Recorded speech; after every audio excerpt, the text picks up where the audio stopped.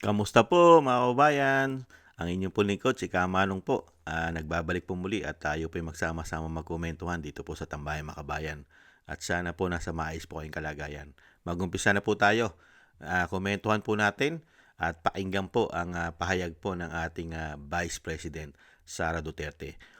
Panoorin po muna natin ang kanya pong paikiramay sa mga naulila po ng lindol dito po sa Jensan. Dinalo po ng ating Vice President ang mga labi na naulila po. Ito po, mag-umpisa na po tayo at isunod po natin yung kanya pong pahayag sa Senado naman, tungkol sa Senado. Ito po ang ating Vice President, nagpunta po siya sa Jensan at nakiramay.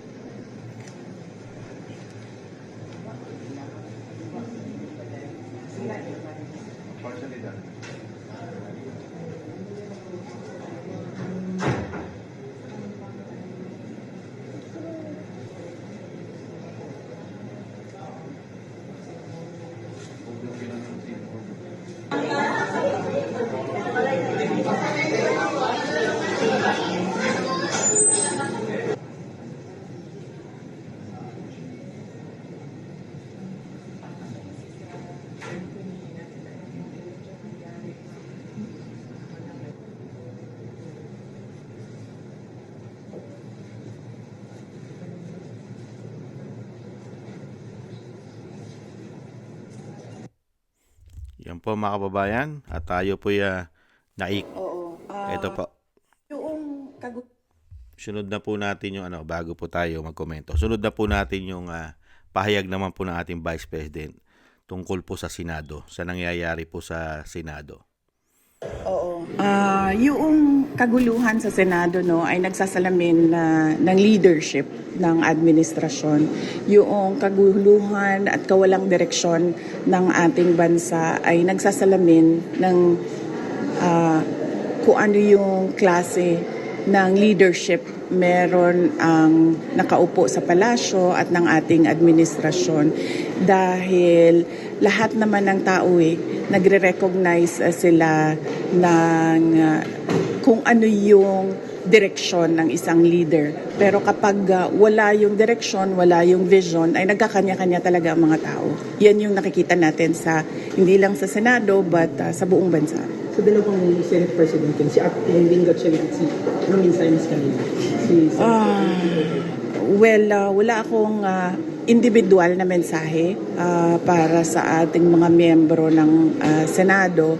Pero dahil sila ay hindi dalawang grupo kundi isang institusyon ay dapat pag-usapan noong 24 kasama yung mga nakulong kasama yung nagtatago kung ano ba dapat ang prioridad ng kanilang institusyon at ano yung kanilang trabaho na naaayon sa ating saligang batas. Baby, para sa iyo, legal ba yung naging quorum ng Gatchalian Bill?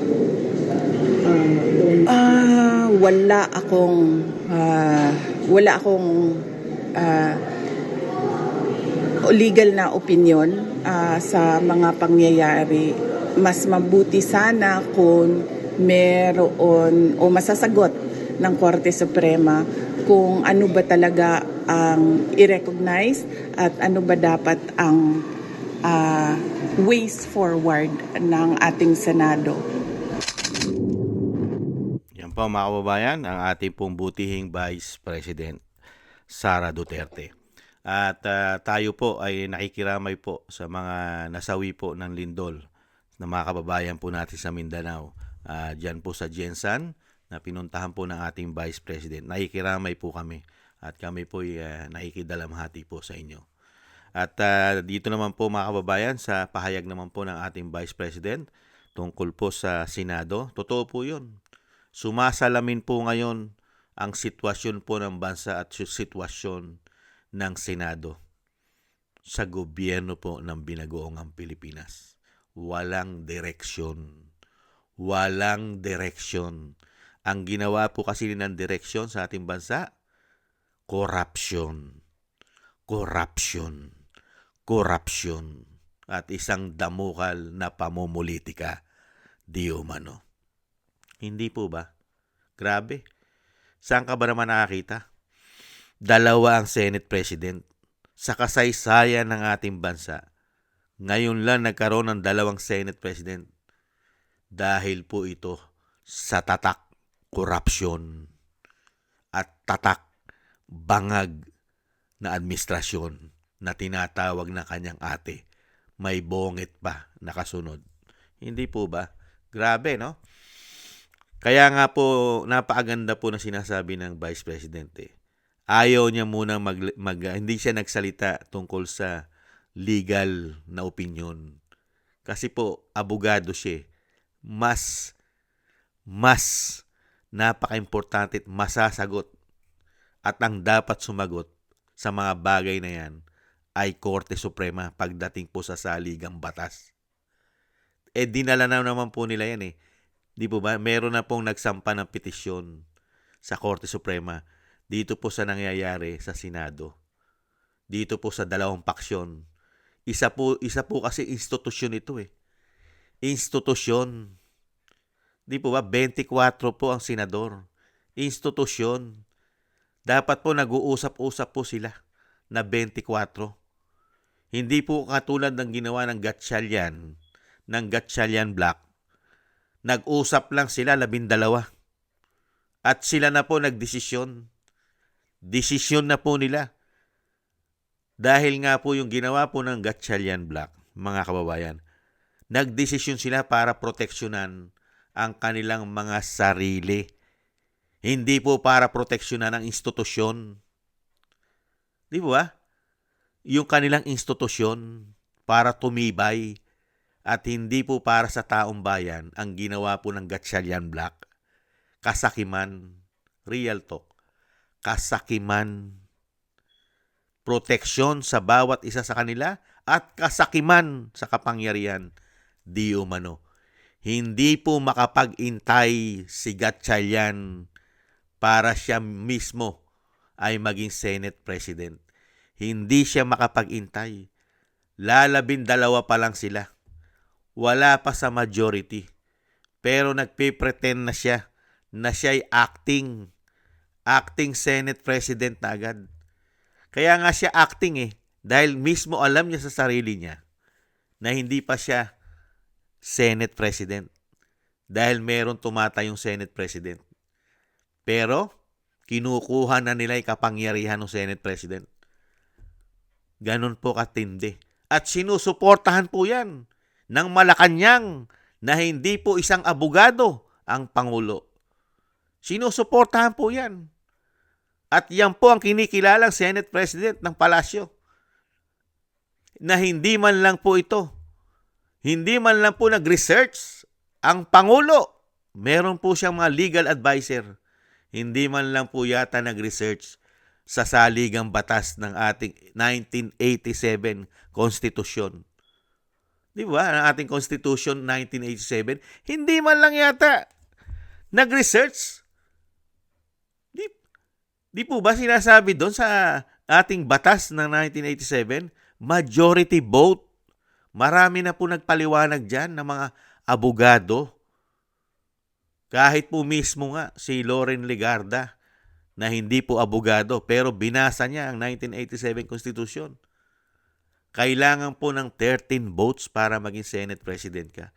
At ganun din po si Senate President Peter Alan Cayetano, isa pong abogado na hindi pwedeng maging Senate President si Gatchalian hanggang hindi po nakakakuha ng majority vote.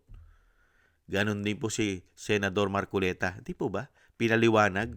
Kaya nga lang po mga kababayan, ang ginagawa po kasi ng Senado para pigilan lahat ang investigasyon at mabunyag ang kanilang korupsyon. Kaya nga sinasabi ni Senate President Alan Peter Cayetano, ang grupo ni Gatchalian, ang kanyang Gatchalian Black, ay Senado. Senado ng Malacanang. Sila ang Senado ng Malacanang. Senado ito yung tinatawag na taga-absuelto. Senado na tagapag-absuelto nila. Nakita niyo po yun? Senado para lang sa tagapag-absuelto nila. I-absuelto ang kanilang mga aligasyon, ang mga issue ng korupsyon, maabsuelto. Di po ba? Grabe, no? Kaya dito po sa sinasabi ng ating Vice President, nandiyan yung nakita niyo yung wisdom, saka yung karunungan. May dunong. Hindi siya nagbibitaw agad ng salita dahil ginagalang niya ang saligang batas. Hindi po siya gumagamit ng bend the law at break the law. Lagi po siyang nakadepende sa saligang batas sa Korte Suprema. Hindi po katulad na nakaupo ngayon. Nilalagay po nila sa kanilang mga palad ang batas at binabaluktot pa ito. Hindi po ba? Grabe. Kaya nga po mga kababayan, nakapangihinayang lang. Kung ang ating Vice President ang presidente sa panahon ngayon, never magkakaganito ang ating bansa. Never. Kasi nakita na po natin kung paano ginawa ng tatay niya. Ang dating Pangulo, tinutukan ang problema ng bansa. Inayos ang problema ng bansa. At muling ibinangon ang ating bansa at nakilala sa buong mundo na ang Pilipinas ay kaya palang tumayo sa sarili niya. Kamay at paa. Kayang tumayo sa paa ang Pilipinas na hindi kailangan maging puppet ng malalaking bansa. Hindi po ba?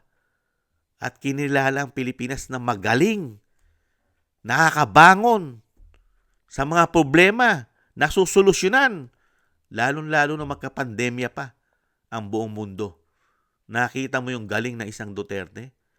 Yung mga mayayamang bansa, napakarami nagkamatay, milyon. Samantalang sa atin, sa galing ng Pangulo, dating Pangulong Duterte, hindi po tayo naubos at walang milyon ang natodas sa mga Pilipino sa galing ng kanyang utak at may pagmamahal at malasakit sa Pilipino. Kaya nga lang po mga kababayan, hindi ito ina-appreciate. Never po itong ina-appreciate na mga sarado ang isip at puso dahil po sa pakinabang at kasakiman sa kapangyarihan. Never nilang ipinagpasalamat yan. Hindi po ba? Yung galing, malasakit, tapang. Kaya nga po nakapangihinayang eh. Kaya nga po yung direksyon ng pamahalaan ngayon, tamang-tama yung sinasabi ng ating Vice President eh. Sumasalamin sa administrasyon ngayon ang ating gobyerno para pong bangag. Para pong bangag ang ating bansa ngayon. Mga kababayan, pagka nakatira ng pulburon, high na high. Hindi po ba? Pagka po wala na ang bisa ng pulburon, lobat na lobat. Kaya nagkakagulo ang bansa. Ikaw ba naman? Pagka ganyan ang presidente mo, di umano. Hindi lahat magagawa mo na. Lalong-lalo na kung kakampi ka pa. Lahat magagawa mo na. Kaya nga talamak na talamak ngayon ang korupsyon. Dahil kinukonsinte. Dahil mismo pati siya ay sangkot dito di umano. Mga kababayan. Kaya po tayo, umaasa po tayo mga kababayan. Katulad ko po, ang inyong lingkod, umaasa po na isang Duterte po muli ang maging presidente sa ating bansa nang maiaayos po. Grabe ang ginawa po sa ating bansa. Grabe. Talaga pong ibinaon tayo sa utang, ibinaon tayo sa korupsyon. Grabe po. Kaya dapat din po talagang maibalik ang mga ninakaw nila. Dahil po sa dami ng inutang nila. Dinaig pa po ang 6 na taon na panunungkulan ni dating Pangulong Duterte. Sila wala pang 6 na taon, hinigitan na ang utang nung panahon ni dating Pangulong Duterte na napakaraming nagawa sa bansa. Nagka-pandemya pa. May gyera pa sa Marawi. Nasolusyonan lahat. Samantala ngayon, ibang klase po. Isang damukal na problema, ibinaong ka pa sa utang, at pinahihirapan ka pa sa kahirapan, dulot ang may dulot ay sila dahil bagsak na bagsak ang ekonomiya. Maraming salamat po, Vice President, at ingat-ingat po. Ang dasal po namin ay lagi po kayong maingatan sa kapahamakan dahil po sa dami po na nagpapabagsak sa inyo, Vice President. Naway maingatan po kayo sa pang-araw-araw po na inyo pong mga pinagagawa at ang inyo pong buong sambahanan ay maingatan po sa kapahamakan. Maraming salamat po sa inyo po, Vice President, dahil ang mga Pilipino ay nasa inyo po. Kayo na lang po ang makapagpapabagong muli sa bansa. Dahil nakita po namin na ang Pilipinas pala kung sino po ang mga salot at walang pagmamahal at malasakit sa bansa. Kung hindi ang malasakit lang nila, ang pakinabang lang, pang sariling bulsa at kapangyarihan. Hindi katulad ng ginawa ng inyong ama. May malasakit at tapang at pagmamahal sa Pilipino. Maraming salamat po. At muli po mga kababayan, thank you rin po sa inyo sa nakagusto po ng Tambayang Makabayan sa YouTube at TikTok. At maraming salamat din po sa mga nagko-comment, like, share, and subscribe. At sa patuloy po nagsusubscribe. Thank you po sa inyo. Shoutout po sa inyo lahat mga kababayan. At thank you rin po sa mga nagbibigay po ng tulong at biyaya. Shoutout po kay Eric Hershaw from Canada. Thank you po. Kay Baby Roman at Ate Isa from Cagayan, Bali. Jem Aris from United Arab Emirates. Annie Jo. Kay Tatay Nick from Toronto, Canada. Mary Natividad Blinden from Netherlands.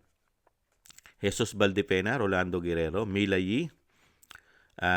Kay Felipe Shapno from Texas, USA. Rolando Timbol from Alberta, Canada. Melchorita Espinosa from Orlando, Florida, USA. Arthur Estraniero from USA. Randy Crispino from Pasig. Mika Ligaspi. Tessie Mantilla from Kuwait. Frank Zamora from California, USA. Romulo Di Binagracia from Bacolod City. At Ma'am LB at Shermani from North Miami, Florida, USA. Thank you po sa inyong lahat. Shoutout po sa inyong lahat. At God bless po sa inyong lahat. Maraming salamat po mga kababayan. At thank you rin po sa inyo. At siyempre po kailangan po natin mag-ingat. At siyempre kailangan din po natin magtiis. Tiis-tiis lang po tayo mga kababayan. Sa muli po, paalam. Bye-bye.